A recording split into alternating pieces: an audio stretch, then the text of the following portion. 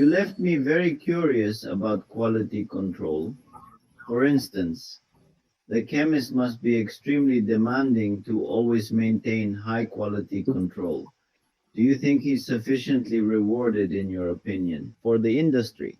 Because you have to handle yourselves in a high way. If you believe that they handle themselves first to those standards, and second, if you think that he is well rewarded. There are companies and companies. There are companies where the remuneration is not high. Let's put it this way. It is according to the position. There are others where the remuneration is much lower, but in itself, there is none. Generally, the company that pays appropriately has more, gives you greater instrumentation so that you can have better quality. There are others where they work on the edge of the ledge. They work with the minimum and they are the ones who don't pay you. No, it's not high pay then. You have to, according to the tools you have, ensure that the quality is adequate.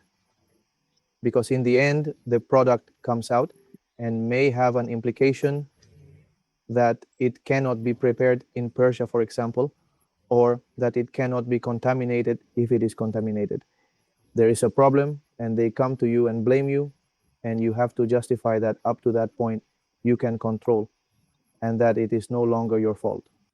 It happened to me with a client. A stud was cleaner and still a little more orderly. So he calls me, hey, Abi, from the product I was contaminated by your preservative doesn't work there that you sold me. It doesn't work for me because the one I bought from the competition I have never had a problem with.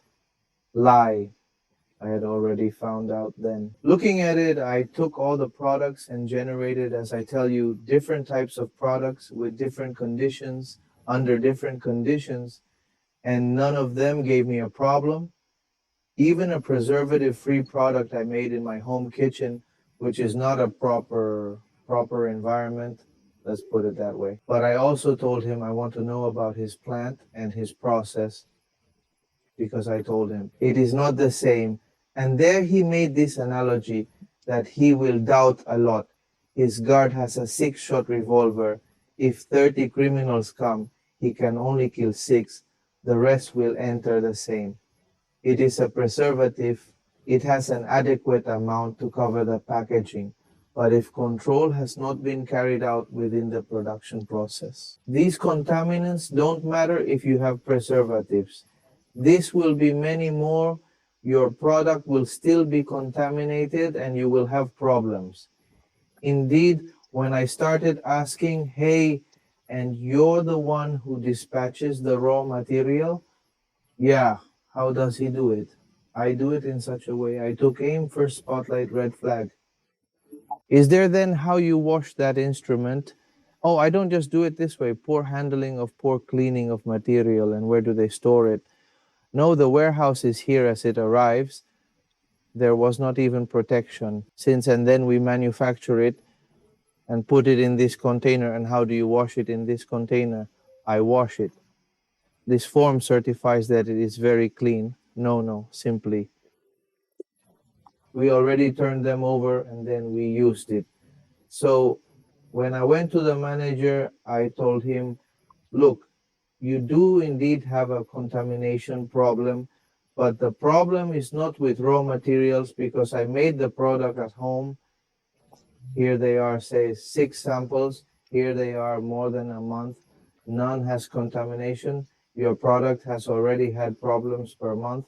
But what is the problem? Here I realized that there's no good control in your cellar. The person, when taking the product out of the tank, does not do so properly.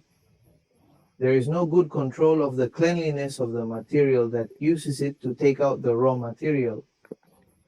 There is no good sanitization of this utensil. When you wash the containers where you put them, you do not certify if they are well washed. And all of these are problems that will bring you many inconveniences. And you will always have inconveniences.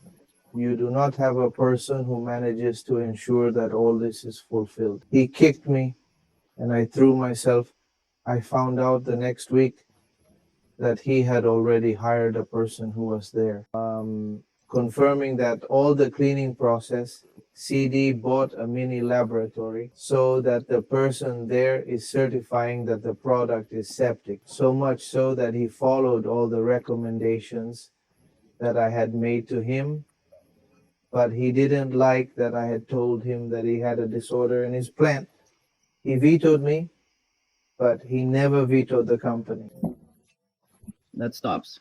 I, as an individual, Of course, then it seems that there was no act of own responsibility, because at the end of the day, the one who decides to maintain the standard is the person in charge, the one who makes the leader who is in charge of making these decisions.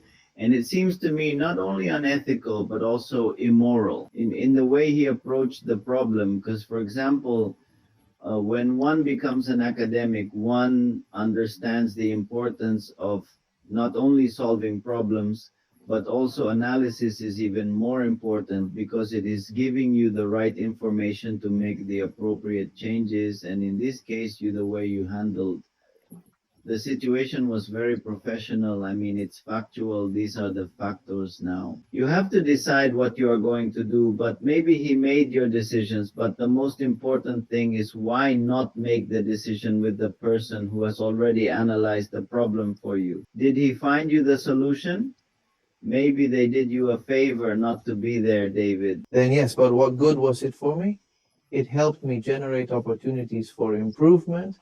That plant got better. Of course, the owner didn't want to see me, but I still went. I called the shopping person, said, "Hey, is there such a person?" "No, the boss is not there."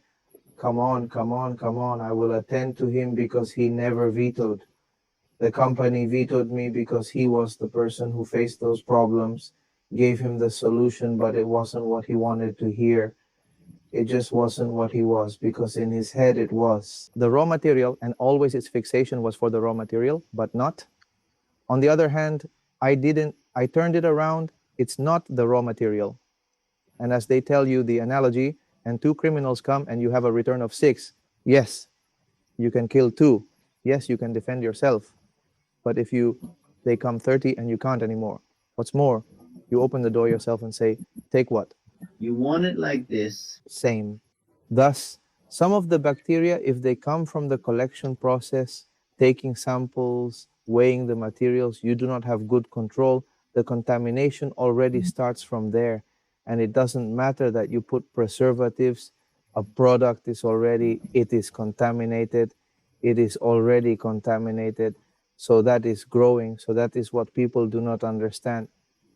People many times understand here that I put the preservative and that little and more, and it has to work. And that way, if it is damaged, it is the fault of the chemist. Of course, and that is divine ignorance, because nowadays it is so easy to find information that even if you don't believe the chemist, no. What you have to do is put on Google, and there I can give you an answer. But even then, I realized that, for example, people have a hard time. Seek the truth. And even if the truth is as simple as just writing it down, or in your case, ask yourself why that's what you are there for. That is, you are the expert in that. It's part ego, and as I tell you, it wasn't my job to make all the corrections, but I went to defend the product, and I had to give you this explanation. I did the job that another chemist should have done to give it a good one. Someone who certifies it in BPM save themselves a buck. I made recommendations to him to make his plant work, to make it work properly. Don't have that problem again. But he still didn't see it. Ego. And an evaluation like the one you did for this company, more or less, what is the value that it is necessary to pay? What happens is that it depends on, I don't have a tariff, but there are some sessions because you have to go see that they are complied with, make regulations, that what are the steps to follow up, and then you have to go to certify a company that does have BPM. No, I don't know the value, but you have to pay for advice to get that certification, and I did do it for free. Of course, however, there wasn't the value of being this, at least rectify your mistake and say, hey, David, you did well, excuse me. But hey, at the end of the day, every person demonstrates who they are with their behaviors. But what good was it to me? It worked for me because it was a school. That was a school for me because I did the whole process. The only thing I rescue is my learning or Be your own, and no one takes that away from you. that's all. They didn't pay me, brother, but I earned a lot.